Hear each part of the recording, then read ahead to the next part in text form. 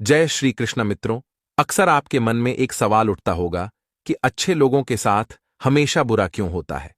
आपने अपने आसपास ही देखा और महसूस किया होगा कि अच्छे लोग हमेशा दुखी या परेशान रहते हैं और अच्छे लोगों की मृत्यु भी जल्दी हो जाती है।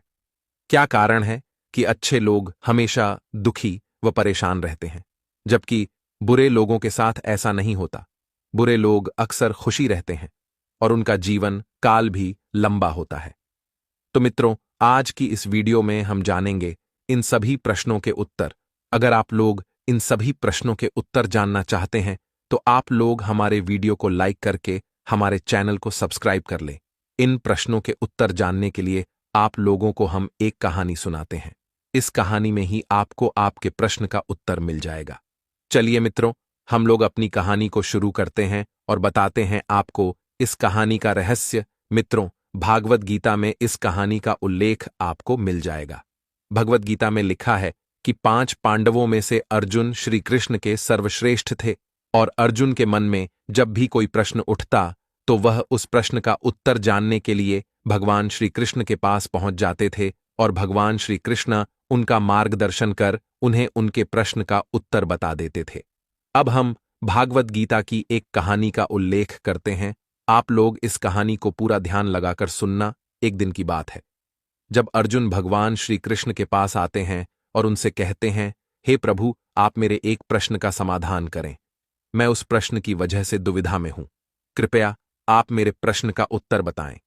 श्री कृष्ण कहते हैं, हे अर्जुन, तुम्हारे मन में जो भी प्रश्न है तुम निसंकोच होकर हमें बताओ, हम तुम्हारे प्रश्न का उत्तर अवश्य ही देंगे। अब अर्जुन श्री कृष्ण से कहते हैं, हे प्रभु, आप मुझे बताइए कि अच्छे लोगों के साथ हमेशा बुरा क्यों होता है और बुरे लोग हमेशा खुशी क्यों रहते हैं और उनके साथ बुरा क्यों नहीं होता है।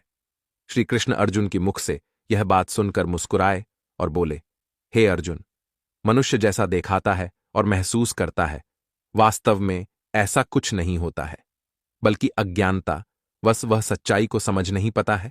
श्री कृष्ण की बात सुनकर अर्जुन आश्चर्यचकित हो गए और बोले, हे प्रभु, आप कहना क्या चाहते हैं? मेरी समझ में कुछ नहीं आ रहा है। तब श्री कृष्ण कहते हैं, हे अर्जुन, मैं तुम्हें एक कहानी सुनाता हूं, जिस कहानी को सुनने के बाद तुम्हारे समझ में आ जाएगा कि हर एक व्यक्ति को उसके कर्म के हिसाब से ही फल मिलता है। अर्थात जो बुरा कर्म करता है उसे बुरा फल मिलता है और जो अच्छा कर्म करता है उसे अच्छा फल मिलता है, क्योंकि अच्छे कर्म और बुरे कर्म तो मनुष्य पर निर्भर करते हैं।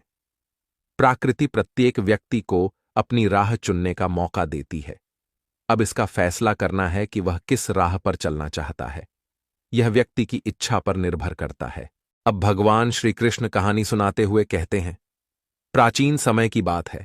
एक रामपुर नामक गांव में 2 पुरुष रहा करते थे। उसमें से एक व्यापारी, दूसरा ब्राह्मण था। व्यापारी के लिए अपने जीवन में धर्म और नीति की बहुत महत्व था। वह पूजा पाठ और भगवान की भक्ति में बहुत विश्वास करता था, चाहे कुछ भी हो जाए।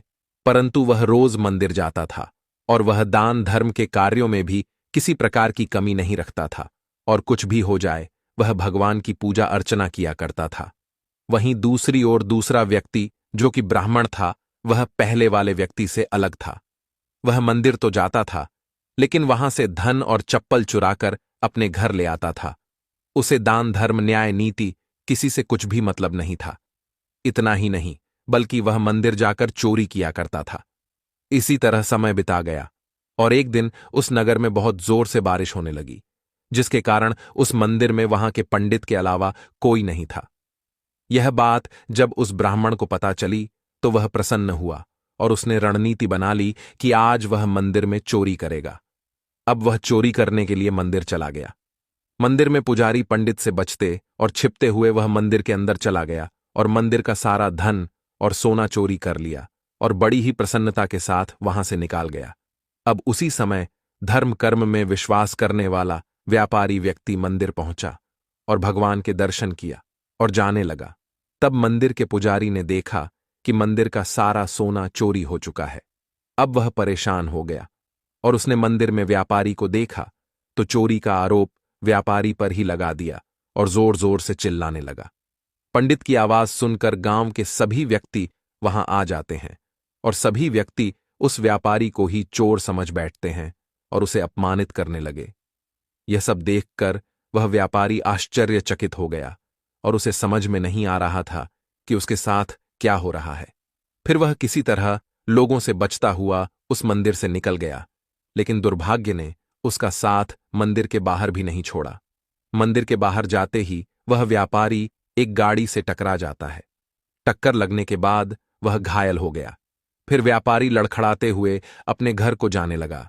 तभी रास्ते में व्यापारी की मुलाकात उस ब्राह्मण अर्थात चोर से हो जाती है और वह व्यक्ति जोर जोर से चिल्लाता हुआ जा रहा था कि अब तो मेरी किस्मत ही चमक गई है। एक साथ वह इतना सारा धन देखकर बहुत खुशी हो गया था। व्यापारी ने जब उस ब्राह्मण की बातें सुनी तो वह अत्यंत क्रोधित हो गया और अपने घर जाकर अपने घर से भगवान की सारी फोटो और प्रतिमाएं निकालकर बाहर फेंक दिया और वह भगवान से नाराज होकर अपना जीवन बिताने लगा।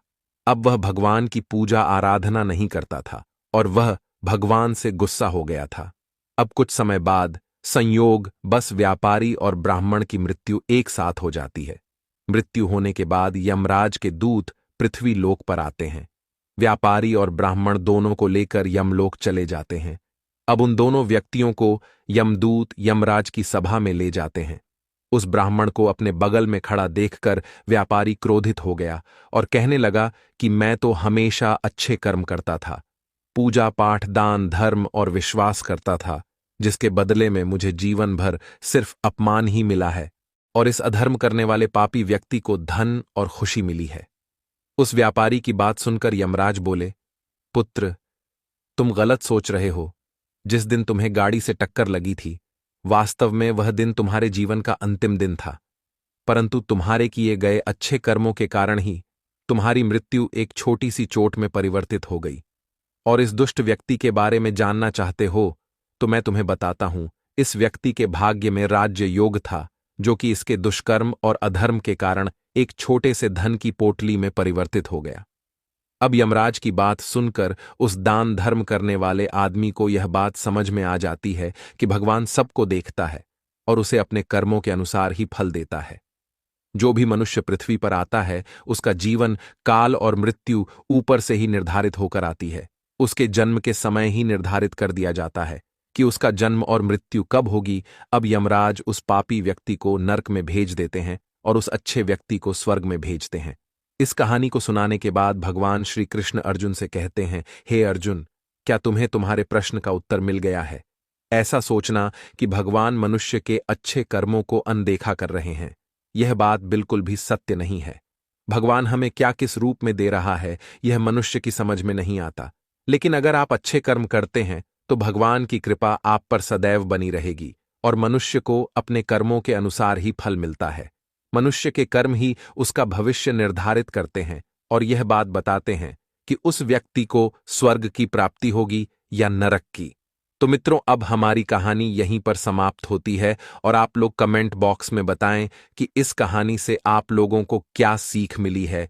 क्या आप भी सोचते हैं कि भगवान अच्छे लोगों के साथ बुरा करते हैं? अपनी राय हमें कमेंट बॉक्स में बताएं।